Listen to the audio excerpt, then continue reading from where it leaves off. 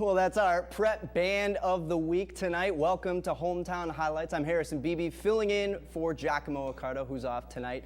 Want to once again thank the Suttons Bay Norsemen Marching Band for being here. You'll hear them throughout the show. Well, it's separation week. Teams are trying to establish themselves on top of their respective conferences. Heading into tonight, TC Central and Petoskey had both scored more than 100 points in conference play this year, and they were both 2-0 in the Big North, heading into a big showdown tonight. That one took place in Petoskey.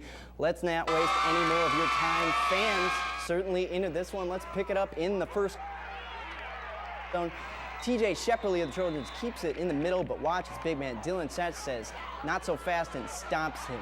Later on, Joe Robbins on the sweep. Watch quarterback Quinn O'Neill, just the appropriate pivotal block right there, and Robbins busts open a huge run down the sidelines, and the Petoskey fans going crazy. I know I can hear him in my ear right now, and Andrew Keller was almost bumped on the sidelines as well. Northman up 7-0. Later on, trouble for Cadillac. Looks like Ryan Verschuren would pick up a big game, but he actually loses the ball there, and it's picked up by a Petoskey defender.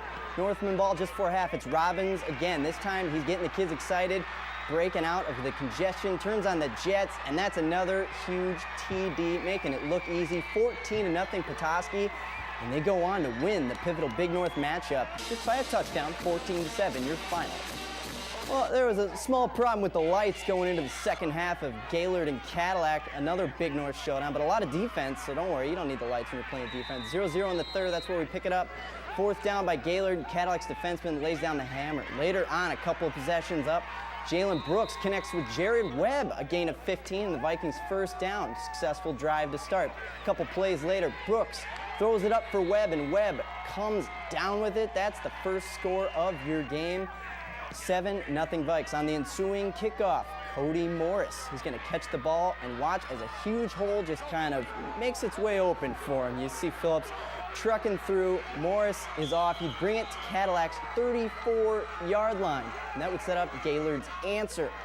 And that answer comes in the form of Kyle Failer. He runs it in. We had ruins in the prompter here from 3 yards out. Gaylord would miss their extra point. 7-6 Cadillac with the lead at that point. This one would go final. Cadillac hanging on. Tight one, 7-6. And we go to Traverse City for our third Big North highlight. And look at this. They have the Blue Man group. I think these guys are the Green Paint group, the TC West student section. And here's TC West running all over the field. Devin Matthews busts out a TD run there in the third. Titans up 38-0 at this point. Alpena, though, that nothing wouldn't be nothing for very much longer. This is Ashton Dever breaking away from the pack, marching down the field to the 25 before he ripped out of bounds. And Asher again, coach must have liked what he did on that previous play because he asks him to put it in the end zone, and that's exactly what he does. Gets the Wildcats on the board. Looking for more here, but receiver Tyler DeCare drops the pass. Officials believe he had possession of this ball, and they're going to go ahead and rule it a Titan turnover. Interesting, controversial call there. Titans were up big, though, and Isaiah Hackney is going to put more icing on that one. This one puts them up 45-0. Still don't have a final on this one yet, but we're pretty sure the guys in the green, the home team in the green, that is, took this one.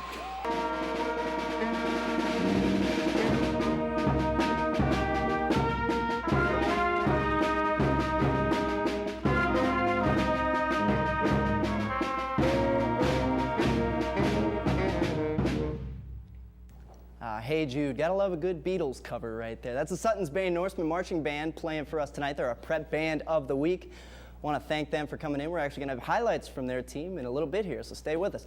We're gonna start though with this block, Glen Lake and Benzie Central. They're considered the preseason favorites in the Northwest Conference heading into 2011. Now so far, they both lived up to the hype. Benzie started conference play by beating rival Frankfort for the first time in 5 years last week. Now Glen Lake started 3-0 by outscoring their opponents, get this, 63-16. And that's a student section for you. Benzie Central visiting Central Lake. Check out this first play, though. Shane Rolfs, he's going to go ahead and run and show he does the hurdles in track as well. Look at that jump over the defender. Impressive play to get them down the field. Later in the game, Rolfs' pass is bobbled in the air. Check this out. Officials believe Glen Lake, that's an interception for them, but on our replay booth, we see Connor Stapleton in the white actually makes the catch for Benzie. But Glen Lake did get the call. So on that same possession here, chaos ensues. Glen Lake's Parker Kokowitz drops the ball but bombs it down the field still and finds Dylan Wenda. And that gets them within inches of that goal line. That's where Hunter Brengman is going to go ahead and polish it off there. A little muscle flex, too. They have the Heisman in college. Maybe that should be the high school trophy. Lakers up 6-0, but Benzie Central, they run away late. Get this, 19-6. Huskies coming back to win on the road.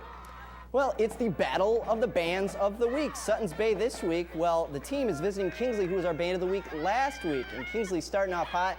Travis DeBillo, a huge run here for the Stags before being roughed up out of bounds. Followed up by Jack Achenbach. He's going to find Tristan Eichenroth for the score in the end zone.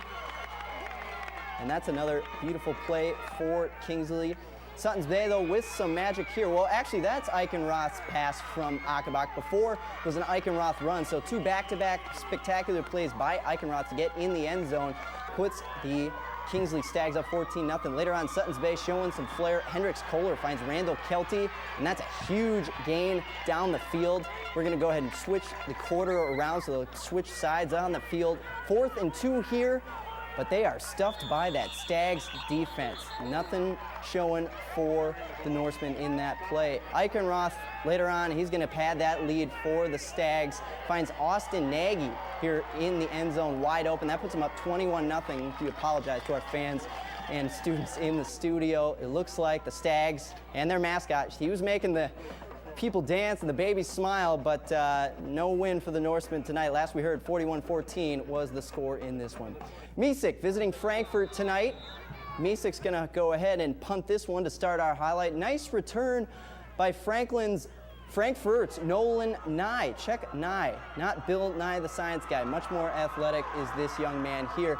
He's gonna get on down the field. Nye ends up losing the ball, but gets on top. Very next play, Nye is going to get the call again, and he's going to make sure to look all at green grass and no jerseys in front of him. 35-yard TD run puts the Panthers up 8-0 and making the cheerleaders do their job to perfection. Then Zach Terwilliger gets the call here. That's a 3-yard TD.